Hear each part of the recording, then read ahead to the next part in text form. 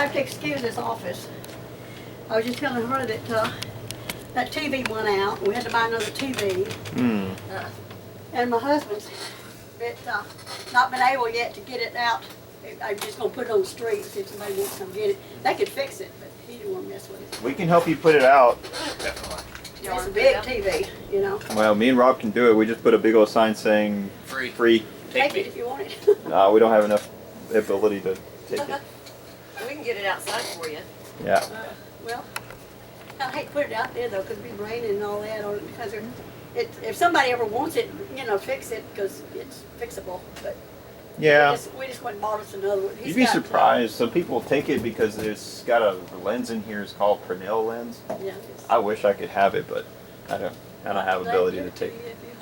Because it's really awesome because you could focus it and make it like a big incendiary, like magnifying I have one glass. of the lenses. You do? Yes, I do. Wow. Yeah, Well, I if scan you the want it, lens. if you want it, you're welcome to take it. We even got a truck out there. We can haul it for you. Oh wow. How upset would the wife be if you came home? She would be very upset if I came home like that. Our son-in-law's driving the truck, but it's my truck. It's my name. I bought it. You've got control of it. Yeah. I'm gonna. No, my husband is just that he's not able to do anything anymore. He's just he's 81. I'm 77. He's She 81. doesn't look it Young. at all. Oh, well, thank you. You're sweet. But I've lived the 77 years, believe me. But his heart is just so weak that I don't dare leave him, you know, at all. Well, you got my number if you need something. I'm only half Yeah, I an need to hour write away. it down. I don't know it offhand. I need to write it down, put it in my phone book. Yeah, I'm only half an hour away. Oh, well, that's good. You're there for it. And I work right in Fulshear. Oh, really? So after 5, if you need something, I'm right there. I mean, That's great. Appreciate that. Hey, buddy. Yeah, we just, I lock my dogs. I'm glad that they're quiet. Lock them in the bedroom. I've got a long-haired Chihuahua. Yeah. And she thinks she is vicious. She thinks she's really tough. She don't bite you or anything, but she You can barks. sit next to Rob over there in that And chair. then I've got her son, and his daddy was about this tall. He was long hair. Oh, wow. But he was, he's different. He's not half Chihuahua. I mean, I guess he's half Chihuahua, I guess, but he's half something else. do you know if you have Wi-Fi here? No, what is Wi-Fi? Okay, that's what I thought. I may steal I'm getting your, old, you know. I may steal your internet connection and plug it in here, Okay. and then plug it back for you after we talk. That way we can call Tom and get him in there too. I can tell her off my phone. I can? Can you? Can you? How do you do that? Just unlock your car and I'll grab my phone. All right. Do you know how to Let me figure give it you out? these I have CDs too. a mobile hotspot so I can use my phone's internet Here. to any other You device. could, oh, cool. Let me get That'll these work. CDs for you too. I've got all this on CDs. Which is amazing. That's on here. Tom I've got it all on his. CD. It was like, I'm like, Tom, are you there? Are you there? Are you there? He's like, no, no, no, no. Okay. Like a CD of her The whole thing, whole thing. the whole case, the whole thing. Oh, okay. Here's your one, Oh, thank you. and here's your one. This goes into all kind of good stuff. I'll go over it to you. This is too. gold. This Oh, well, is. thank you. I put everything on my computer, and that's what I'm glad I did because now I forget things, and I can pull it up on my computer. Mm-hmm. It makes me remember what I did. So awesome. How long ago did this happen? Huh? How long ago did this happen? How Yeah. long ago did you put this together? It's been several years. Because I've known about you probably a year, year and a half. Yeah, it's been a couple of years, 2 or 3 years. It took a while to put it together because it goes way back. Because you had the books. Well, I sued the government, federal, state, and local, all the governments. Alright, that's the name of what you're gonna be looking for. SMG860 blah blah blah. And I just turned it on, so in a moment you'll see it and connect to it. See, here's what's on those CDs. This is, of course, this first is America's Beautiful. I'm also a gospel singer. Nash, I sang for years. In fact, I'll give y'all a CD. Definitely. Anyway, a couple of CDs. Anyway, I sing America's Beautiful because it's kind of for people that to bringing them into this, you know, to get their attention.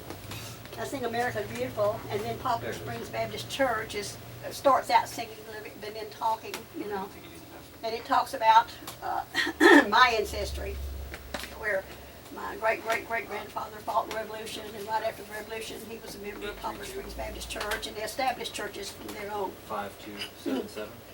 And then I have a visitor from the past, and that is really good. Hey, it's not doing it. You need me to wait? Yeah, 1 second. Yeah, 832. No, yeah. 5277. 153.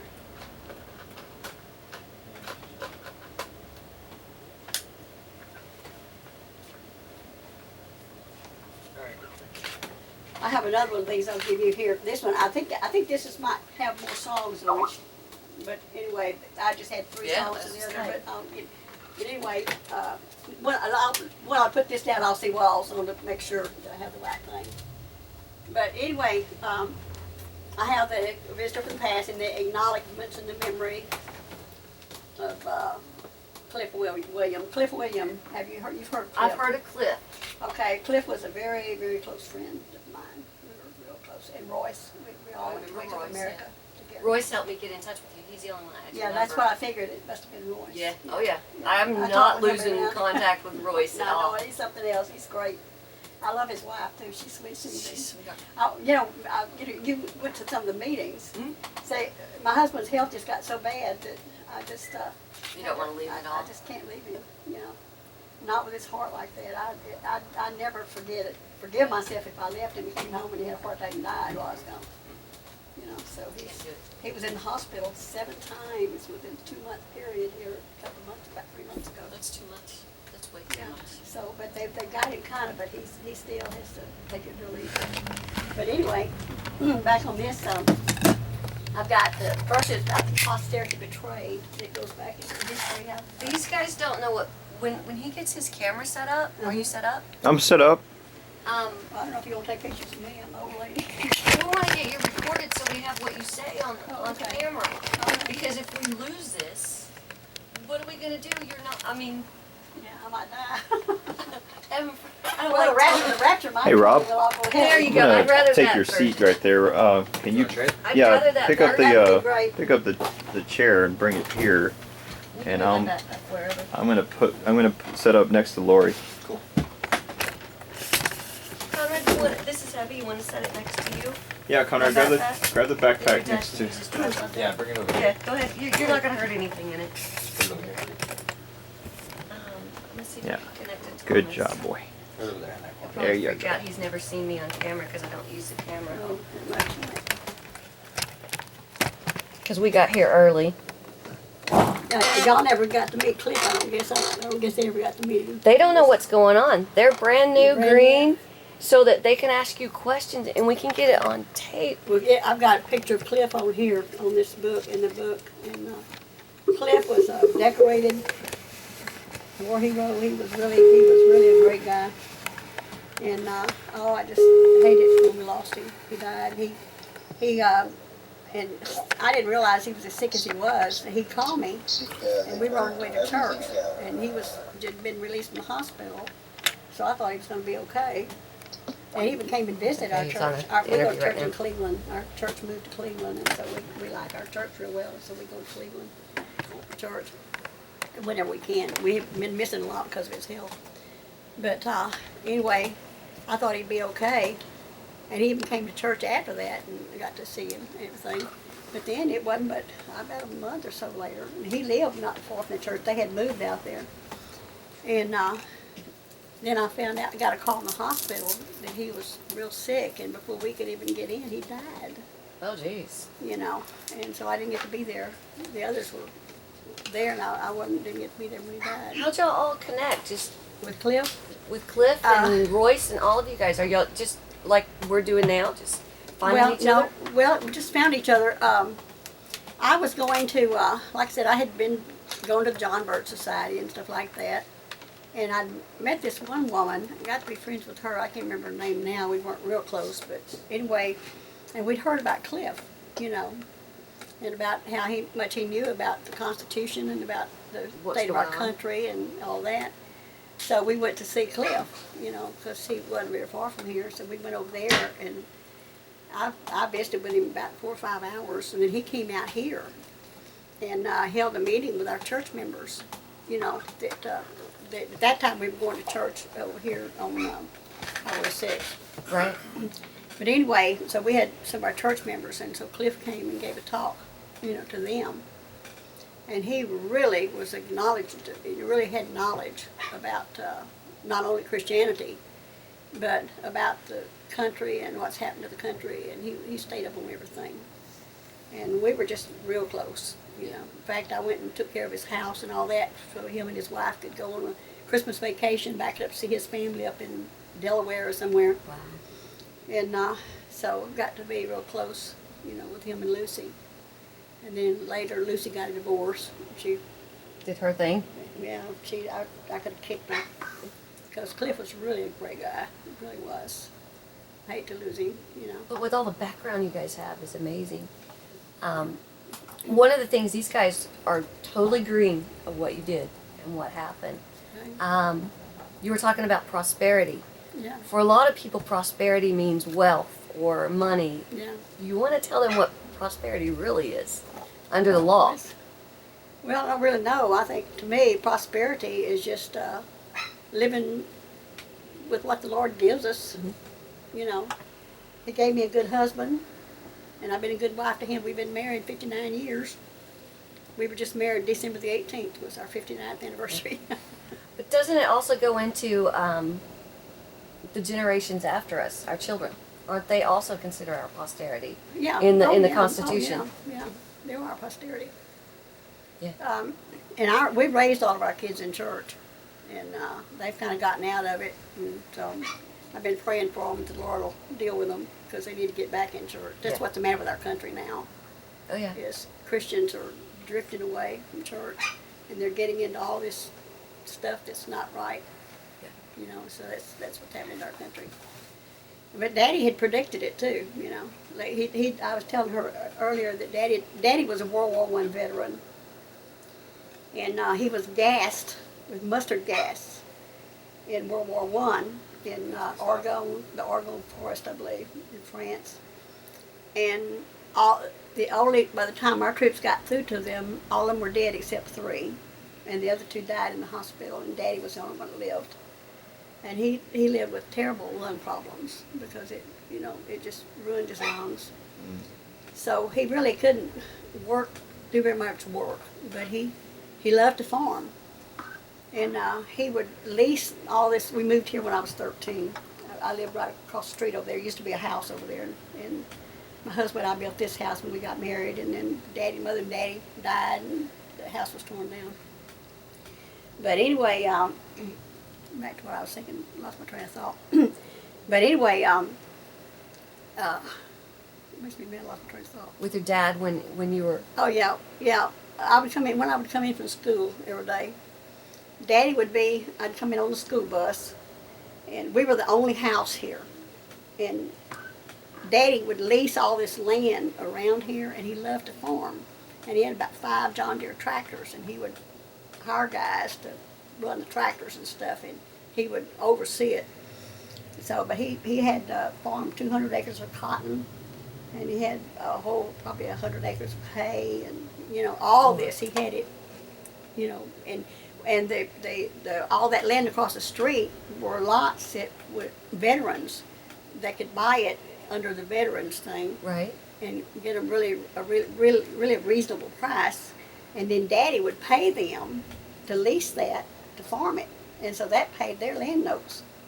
So they got their land notes paid, and Daddy got his cotton and sold. And when I was 14 years old, my job was driving one of the tractors and pulling a big old double trailer to the gin to have the cotton gin. Wow. When I was about 14. Do they even have cotton out here anymore? They don't now.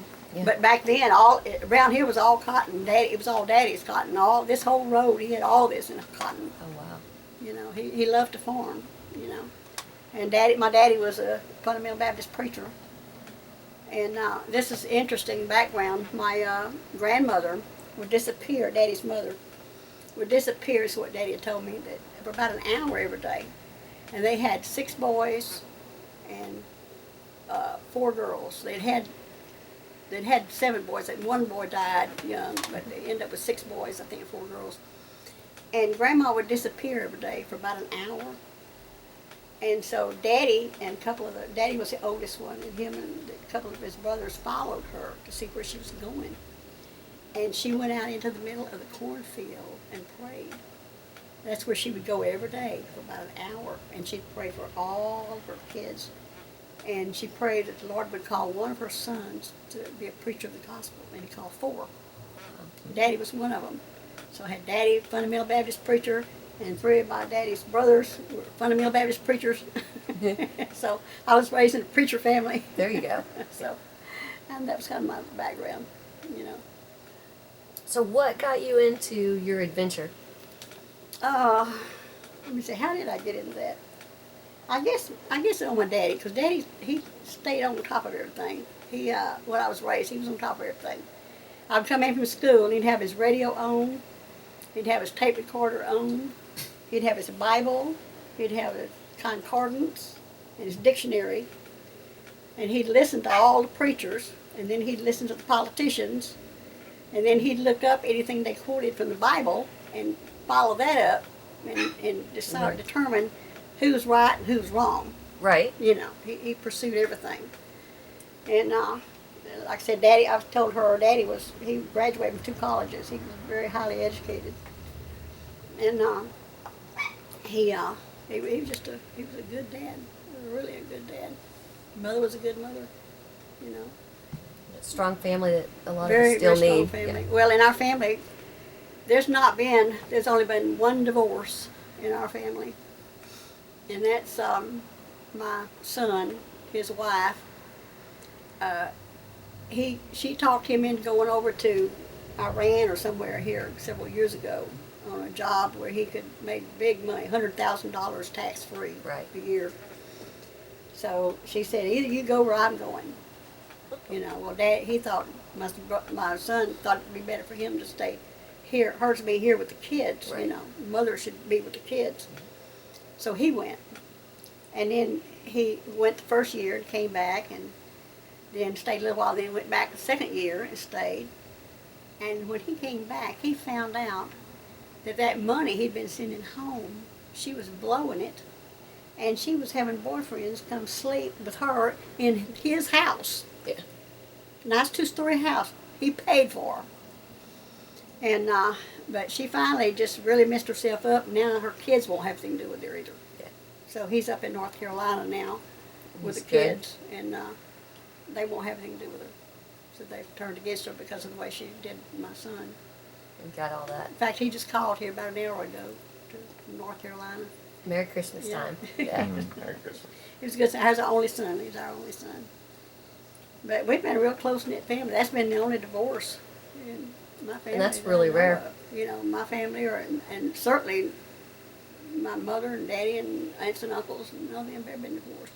And Gerald didn't have any divorces in his family. Yeah. So we just kind of the old-fashioned way. But that's also leading you to what you can find out when you go to court, because Oh, yeah. all the law I'm sure your dad taught you, and all of the information you get from the Bible ties in court, doesn't it? I was just telling her that our time is real short on earth because, according to Revelation, when you really get into the study of the Bible, especially in Revelation, you can see the track our country's on now, that the world is on. And it's going to be a very, very short time before the Lord comes. And there's going to be a stop to all this, you know. I hope. But it's going to get worse and worse. And it is getting worse and worse, you know. And I was just telling her that when we moved out here, when Gerald and me moved here, you know, even built our house and we were married and had kids, we never even had to lock our doors or anything, you know. And now They we have keep to. loaded guns in the house, you know. We lock the doors, Yeah. you know, and got the dogs to bark because of the crime. You have it's to be terrible. very careful with Where it. your son is in North Carolina? He's When in I- North Carolina. When I lived out Yeah. there with the Marine Corps, we didn't have to lock our doors. We felt perfectly safe. In North We were- Carolina? Yeah. When I lived in Massachusetts, or many of the other places I've lived when I was in the military, Yeah. it wasn't the case. Yeah. Well, here it was always really good, but you know, when we raised our first kid, see, Jamie was our come along lately child, like I was come along lately child in my family. Jamie's my youngest one. Anyway, with my 3 older kids, we bought them horses, and all of this was open. I mean, they could ride to Highway 90. They couldn't cross the highway on their horses. They could ride to where Bel Air Boulevard and Bissonnette cross, because all that from there on was all open country. They could ride to there. They couldn't go any further than the cross there. They couldn't cross Highway 6. Which is ways from That here, was, yeah. that was a ways. And then they could go toward A-Leaf, and they couldn't go past A-Leaf Clothing Road because it was all pretty well open. And they would get on those. We bought them all horses, and they could. They had nice horses, and I rode in parades with them, and they would ride in the parades and all this kind of stuff. And they'd get on those horses, and they'd pack their lunch, and away they'd go. And I'd see them right before dark. And we had a German Shepherd dog, and she'd killed anybody that touched one of those kids. She was a big, mean dog if you mess with those kids. And we didn't have any crime out here. But when Jamie came along, things had changed so much, so quick, that I couldn't let her out of my sight. Yeah. Anytime she wanted to ride her horse, if she rode her horse off this property, I would go along behind her in the car. Because of the crime. Didn't dare let her out. A young girl like Wouldn't let herself. the little guys go at all without somebody watching them. I know it. You can't. It's awful. And that's just in a few years, see. Mhm. That's in the past 20 years that it's gotten this bad. That's what I did with my son. Same thing. I wouldn't let him go anywhere without me. I know it's Nowhere. going to get a lot worse. That was the same for us. When I was growing up, I was in Massachusetts, and I used to run all over the neighborhood with my friends, and we felt perfectly safe. But nowadays, you wouldn't do that. Oh, I know it. Nowadays, that's not considered. It's getting normal. bad, and it's getting worse. It's getting worse. And you know what really gets me too is that now we've got a church next door, and I believe it's a black church now, but they're good people, good Christian people. You got really a lot of nice, good Christian black people. And in fact, our church fellowships with one that, in fact, we gave them the buildings our church moved out of when they left wow. Houston, went to Montgomery. And they're just sweet as they can be. We just love each other, But then you got these other blacks, some of them are coming on the scene, and they're mean. They kill people. No reason. No reason. It's going through, prevalent through any type of person now. Oh, I know it. I know. Yeah. Well, the reason it blacks is because you got, what's his name, Al Sharpton, Mm-hmm. and Jesse Jackson, and all of them stirring this up, stirring it up, stirring it up.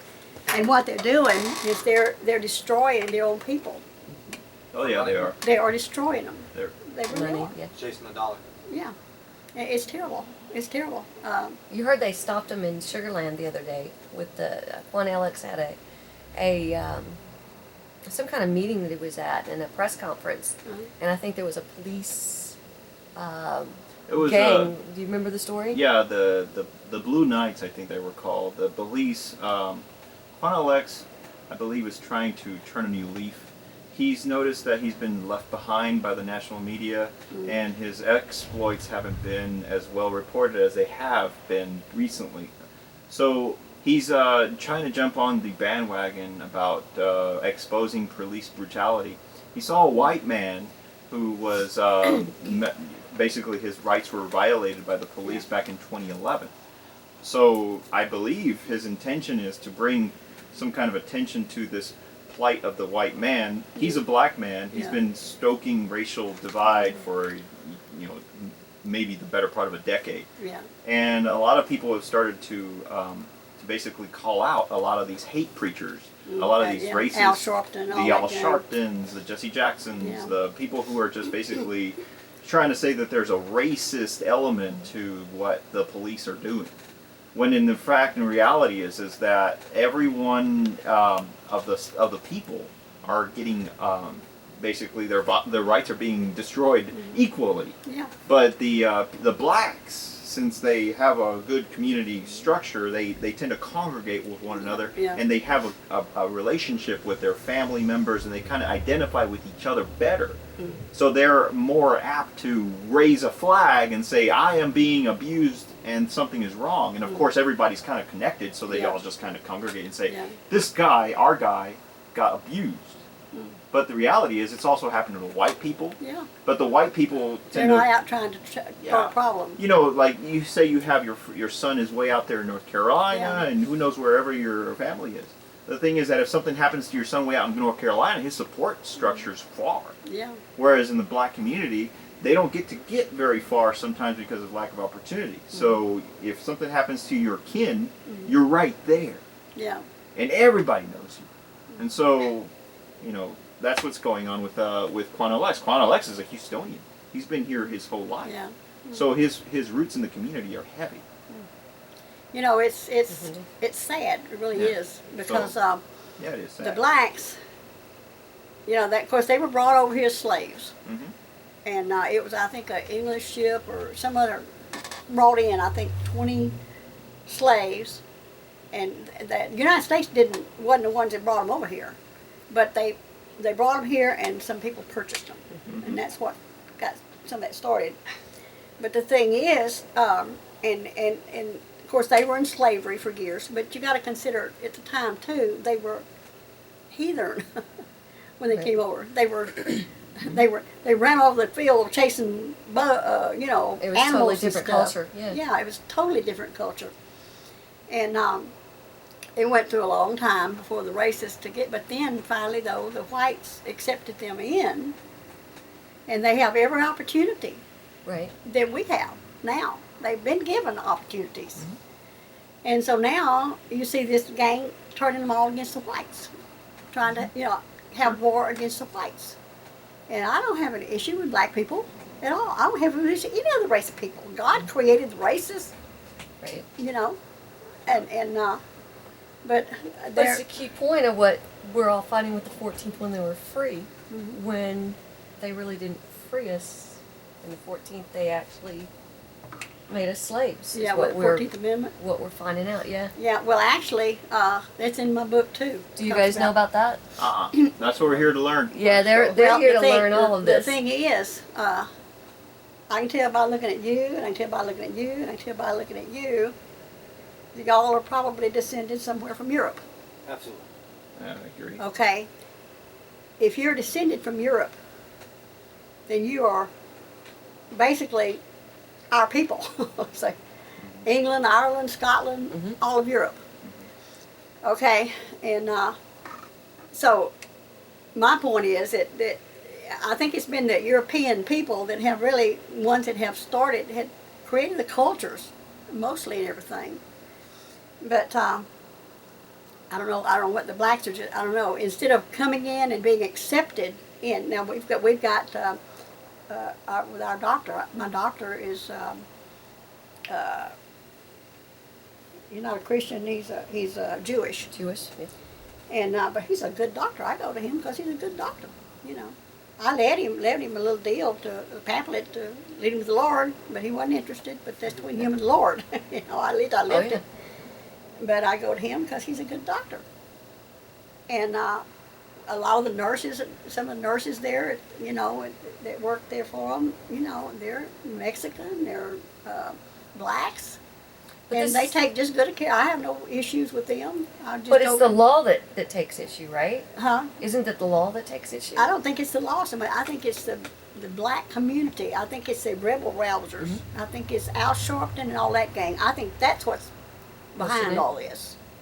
And they want to establish a race fight. Right.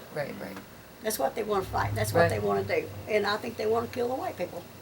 They want Well, to yeah. take over this country. They've already said that's yeah, Yeah, and kill Some the of them white come people. out and said it. said it. But I got news for them. I was here before they was. Uh-uh. At least my family was. I was just telling her that on my ancestry, I've done my genealogy. See, I guess I have my daddy's desire for knowledge, you know, to learn. And I'm always researching and learning. I've always done that. And Daddy did that. But anyway, I did my genealogy back to the Revolution and found my great-great-great-grandfathers fought the Revolution. And I just put in this book, I just put on my top line. That was my dad's line. I believe the male line is the top line. So I didn't put all the other lines in, but they went back too. But anyway, my great-great-great-grandfather was Thomas Norris. And he had a brother, it was either, I think his brother's name was William Norris. And they fought in the Revolution.